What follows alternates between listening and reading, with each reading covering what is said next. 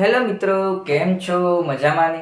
આજના વિડીયોની અંદર આપણે મોલારિટીના દાખલામાં સ્ટેપ 2 જોઈશું, એટલે કે પાંચમો દાખલો આપણે જોઈશું. 10% દળ કદથી સાંદ્રતા ધરાવતા HNO3ના દ્રાવણની મોલારિટી શોધવાની થશે. ખાલી જગ્યા આપેલી છે, એક્ઝામ્પલ આપણે ગણવાનું થશે. તો ચાલુ કરીએ આપણે. 10% દળ કદથી ટકાવારી. દળ કદથી ટકાવારી એટલે વેટ બાય વી થાય. તો આપણને વેટ બાય વી આવે છે 10%. વેટ બાય વી આવ્યો છે 10% આપણને, બરોબર છે. સાંદ્રતા ધરાવતા HNO3 ના દ્રાવણની મોલારિટી શોધવાની. તો મોલારિટી આપણને શોધવાની કીધી છે. HNO3 ના દ્રાવણનું આપણે આણ્વીય દળ લઈ લઈએ. તો HNO3 નું આણ્વીય દળ 63 આપણને આપેલું છે ગ્રામ, 63 ગ્રામ આપેલું છે. હવે આપણને શોધવાનું થશે વેટ બાય વી વાળું મોલારિટીનું સૂત્ર આપણે વાપરવાનું છે. તો જોઈએ, મોલારિટી m બરાબર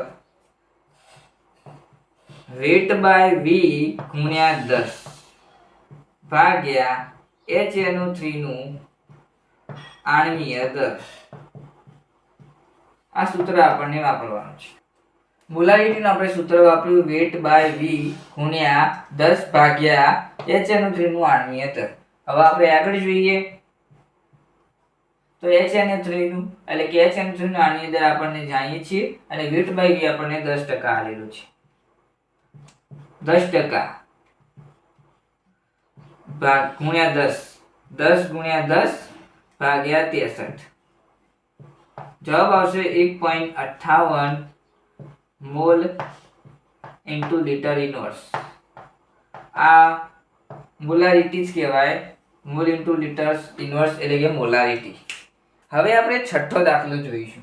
લેડ સંગ્રહ કોષમાં 38% સાંદ્રતા ધરાવતા H2SO4 ના દ્રાવણની ઘનતા 1.30 મિલીલીટર આપેલી છે, મિલીલીટરમાં આપેલી છે. અને દ્રાવણના મોલ લિટર ઇનવર્સ ખાલી જગ્યા થાય. મોલ લિટર ઇનવર્સ એટલે કે મોલારિટી થાય.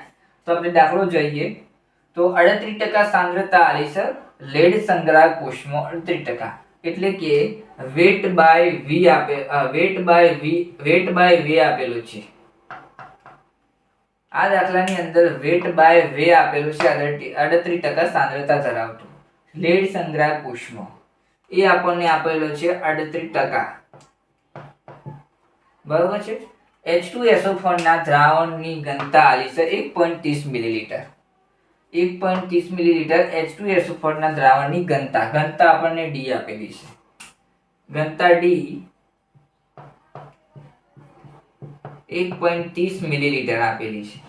H2SO4 નું આણ્વીય દળ 98 ગ્રામ થશે અને મોલારિટી શોધવાનું થશે. તો મોલારિટી m બરાબર વેટ બાય વેટ ગુણ્યા ઘનતા D ગુણ્યા 10. આણ્વીય દળ H2SO4 નું બરાબર વેટ બાય વી 38% આલ્યો, ઘનતા D 1.30 મિલીલીટર આલી અને ગુણ્યા 10. આણ્વીય દળ કેટલું આલ્યું? 98 ગ્રામ. તો જવાબ આવશે 5.04 મોલ ઇન્ટુ લિટર ઇનવર્સ. તો મોલારિટી આપણને આટલી મળી. તો આપણે સાતમો દાખલો જોઈશું. 10 ml 0.2 મોલર HNO3 તથા 20 ml 0.1 મોલર HNO3 ના દ્રાવણને મિશ્ર કરવાથી બનતા મિશ્ર દ્રાવણની મોલારિટી શોધવાની છે. આપણને બે મોલારિટી આપેલી છે અને બે દ્રાવણના કદ આપેલા છે. તો આપણે એ વાત કરી લઈએ કે જો પ્રથમ દ્રાવણની અંદર M1 બરાબર આપણે M1 તરીકે દર્શાવી દઈએ, જેમ કે બે મોલારિટી આપેલી છે. તો પહેલી મોલારિટી આપણને 0.2 મોલર આપેલી છે. પછી V1 કદ બે આપેલા છે, તેથી બે એક V1 એક V2 તરીકે લઈ લઈએ. ત્રણ આપ્યા હોય તો V1 V2 V3 તરીકે લઈ શકાય. મોલારિટી ત્રણ આપેલી હોય તો M1 V1 M1 M2 M3 એવી રીતે લઈ શકાય. તો M1 આપણને આપેલું છે, V1 આપણને આપેલી છે 10 ml. પછી દ્વિતીય દ્રાવણ આપણને આપેલું છે તો M2 બરાબર 1 મોલાર આપેલું છે અને V2 આપેલું છે 20 ml. હવે કદ V બરાબર V1 પ્લસ V2 એટલે કે 10 ml ને 20 ml એટલે કે 30 ml થશે કદ. તો જુઓ સૂત્ર વાપરીએ મોલારિટીનું તો MV બરાબર M1V1 પ્લસ M2V2. બીજા બધા આલ્યા હોય, ધારો કે મોલારિટી 3 આપેલી હોય તો M1V1 M2V2 પ્લસ M3V3 થઈ શકાય. જો યાર તો બે આલેલા છે તે બેની આપણે વાત કરીએ તો V કદ આપણને કેટલું મળ્યું 30 ml. તો મોલારિટી શોધવાની છે એટલે એમને એમ જ રાખીશું અને આ 30 ml લખી દઈએ. હવે M1 V1 કેટલા આલે છે તો M1 ને V1 0.2 ગુણ્યા 10 થશે. તો જો 0.2 ગુણ્યા 10 પ્લસ 0.1 ગુણ્યા 20 થશે. તો જવાબ આવશે 2 પ્લસ 2 એટલે કે 4. તો M મોલારિટી બરાબર 30 ભાગાકારમાં જતો રહે એટલે 4 ભાગ્યા 30 બરાબર જવાબ થશે 0.133 મોલ ઇન્ટુ લીટર ઇનવર્સ. આટલો જવાબ આવશે. હવે આપણે જોઈશું 8મો દાખલો.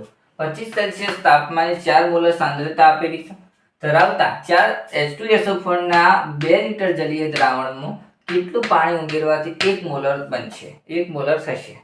તો સૌપ્રથમ આપણે 4 મોલર સાંદ્રતા આપેલી છે એટલે કે મોલારિટી આપણને M1 તરીકે આપેલી છે 4 મોલર અને V1 આપણને આપેલો છે 2 લીટર અને આ બાજુ M2 બરાબર આપણને આપેલું છે 1 મોલર અને V2 આપણને શોધવાનું થશે. શરૂઆતમાં આપણને M1 અને V1 આપેલું છે, પછી પાણી ઉમેર્યા બાદ M2 1 મોલર થશે અને V2 શોધવાનું થશે. તો આપણે સૂત્ર વાપરીએ M1 V1 બરાબર M2 V2. તો M1 આપણને 4 આલ્યો છે ગુણ્યા 2 બરાબર M2 આપણને 1 આપેલો છે ગુણ્યા V2 શોધવાનું થશે. તો V2 આ બાજુ આવી જશે 4 દુ 8. તો આ 8 લીટર જવાબ આવશે. V2 આપણને 8 લીટર મળ્યું. હવે પાણી ઉમેર્યા બાદ પાણીનું આપણે કદ શોધવાનું થશે. V2 તો આપણને મળ્યું, હવે આપણે કદ શોધવાનું થશે કે દ્રાવણનું કદ એટલે કે પાણીનું કદ બરાબર V2 માઇનસ V1. V2 આપણને 8 અને V1 આપણને આલેલી છે 2. તો 6 લીટર જવાબ આવશે. વિડીયોને આપણે આટલે સુધી રાખીએ છીએ. લાઈક, સબસ્ક્રાઈબ અને શેર કરજો. જણાવજો કે વિડીયો કેવો લાગ્યો. જય શ્રી